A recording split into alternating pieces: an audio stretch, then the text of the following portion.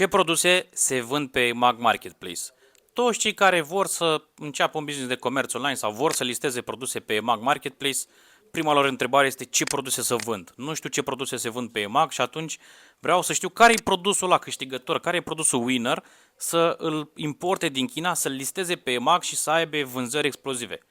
Dragilor, am în față un studiu făcut de cei de la platforma Merchant Pro în ultimii 2 ani, care sunt categoriile care au creșteri și care au scăderi.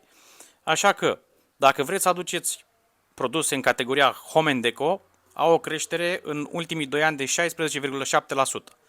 Deci este o categorie de produse destul de interesantă.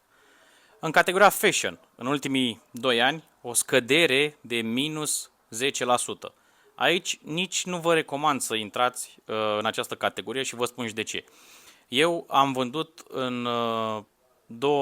din 2000